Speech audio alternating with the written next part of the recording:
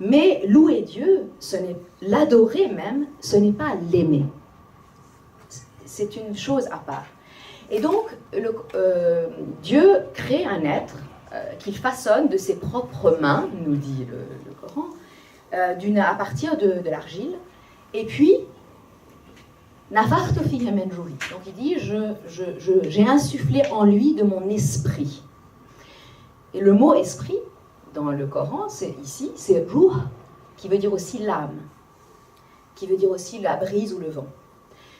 La brise vivifiante du soir, celle qui rafraîchit, celle qui redonne vie après la chaleur de la journée.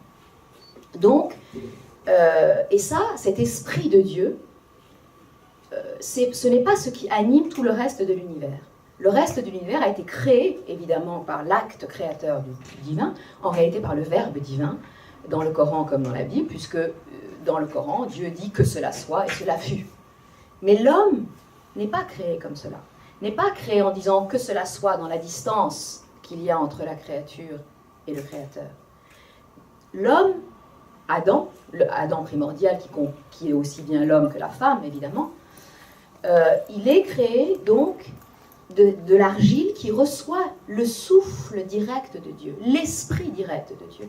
Il y a donc une communauté de nature entre ce que l'homme a reçu et ce que Dieu est, donc son être, et ça depuis le début de la création. Puis alors il y a toutes sortes d'événements, mais l'événement très important, c'est que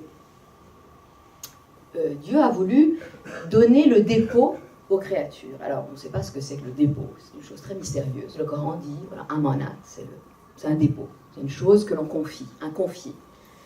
Il a voulu confier quelque chose de mystérieux, dont on ignore la teneur, aux créatures, et puis toutes les créatures l'ont refusé. Les montagnes ont dit non, nous on ne veut pas, c'est trop lourd à porter, la terre n'a pas voulu la porter.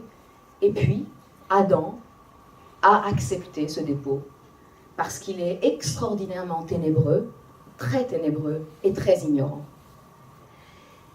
Et alors, il y a différentes interprétations sur ce dépôt. La tradition rationaliste est plutôt du côté de la raison. La tradition de la spiritualité sobre de l'islam dit que ce dépôt, c'est la raison, c'est l'intellect, c'est la capacité de comprendre. La tradition mystique dit que ce dépôt, c'est l'amour.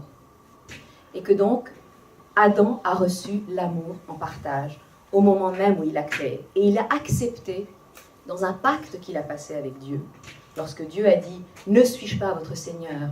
et que les hommes à venir, qui ne sont pas encore créés, mais qui sont là en tant que potentiels au moment de la création, ont répondu « Oui, tu l'es ». Et en disant « Oui, tu es notre Seigneur », ils ont accepté le dépôt de l'amour. Et donc, ils ont accepté de descendre sur terre où ils pourront contempler la beauté de Dieu manifestée dans les formes. C'est pour ça qu'en fait ce dépôt c'est l'amour.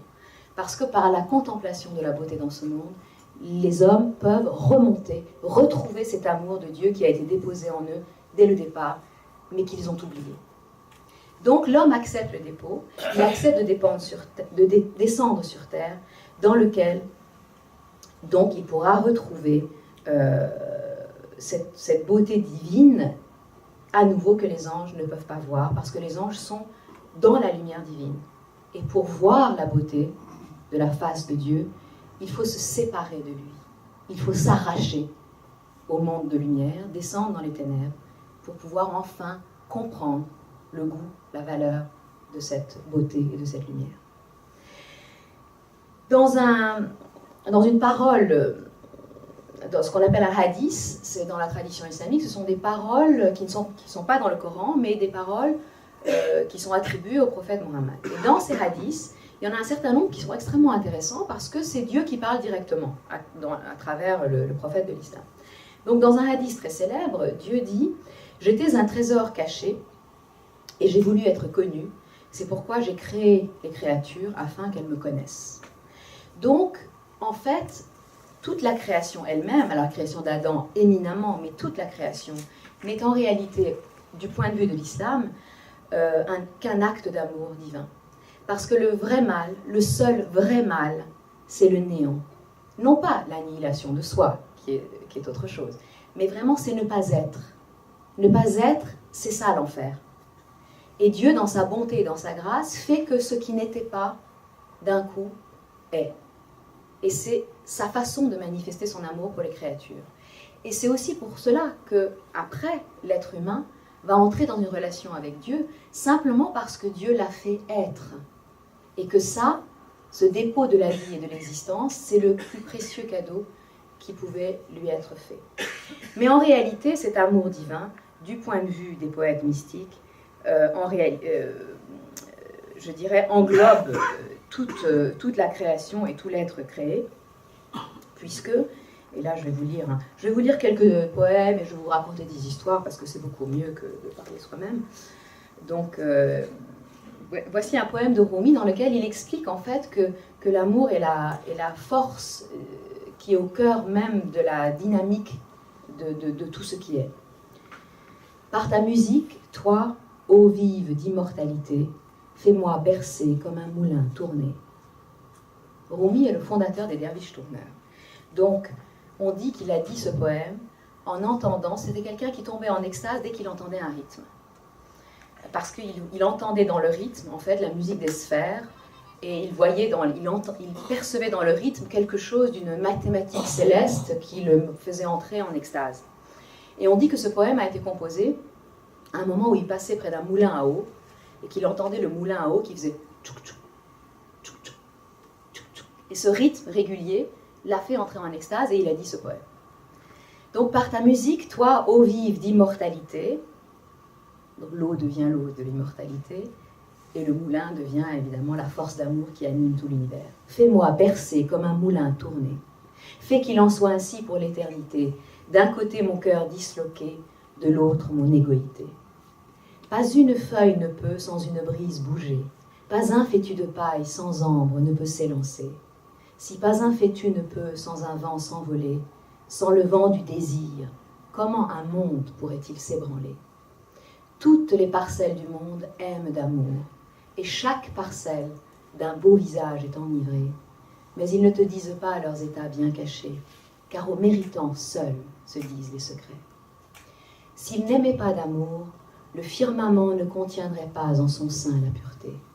Si le soleil lui-même n'aimait pas d'amour, sa face n'aurait pas en elle cette clarté. Si la terre et les montagnes n'aimaient pas d'amour, les plantes de leur ventre ne pourraient pas pousser. Et si la mer n'avait eu vent de l'amour, elle aurait trouvé une attache où se poser. Toi, aime d'amour pour connaître l'amour, sois fidèle pour voir la fidélité. Ce fardeau du dépôt, le ciel l'a refusé, car il aimait d'amour, il eut peur de manquer. Vous allez me dire, je me contredis. Si tout est dans l'amour, comment ça se fait que le ciel a refusé ou la montagne a refusé l'amour? En fait, il a refusé, non pas, évidemment, si l'acte créateur est un acte d'amour, il ne peut pas le refuser. Donc toute la dynamique du monde vient de l'acte créateur qui est un acte d'amour. Ce que le ciel et la terre et les montagnes ont refusé, c'est le fait de s'engager dans un pacte d'échange amoureux avec Dieu et de devenir le témoin vivant et celui qui peut connaître la valeur de cet amour. Donc Adam a une position très privilégiée parce qu'il sait, il est le lieu où se manifeste l'amour au sens le plus fort, c'est-à-dire le lieu où il se manifeste en même temps dans une appréhension connaissante de ce mouvement divin de la création même, alors que le ciel ne peut pas le penser. Le ciel n'a pas accepté le dépôt de l'amour, de la connaissante amour, si je peux dire, de la connaissance amoureuse plutôt. En tout cas,